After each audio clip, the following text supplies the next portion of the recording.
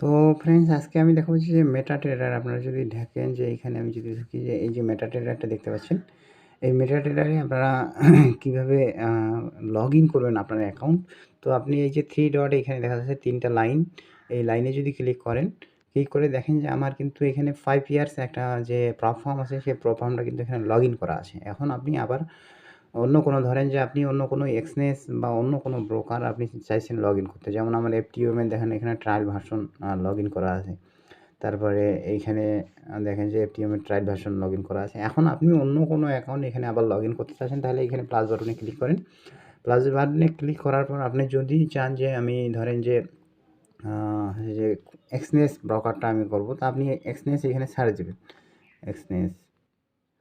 Exness search দেওয়ার পর আপনার এই যে এক্সনেস চলে আসবে, এক্সনেস লিমিটেড, জর্ডান এলএলসি, ঠিক আছে, কিংবা এই যে এক্সনেস সিওয়াই, ঠিক আছে। তো আপনাকে ওইখানে যেটা ইনস্ট্রাকশন দেওয়া হবে, আপনি এক্সনেসের যে কোনো একটা চুজ করে নেবেন। আপনি এইটা যদি চুজ করেন, চুজ করার পর আপনার লগ ইন এবং পাসওয়ার্ড, সার্ভার এবং পাসওয়ার্ড, সেভ পাসওয়ার্ড এটা বলতেছে। সেভ পাসওয়ার্ড, এটা তো লগ ইনের যে নাম্বারটা আছে সেটা দেবেন, পাসওয়ার্ডটা দেবেন এবং সার্ভারটা দেবেন। দিলেই কিন্তু আপনার হয়ে যাবে। আশা করি বুঝতে পারছেন।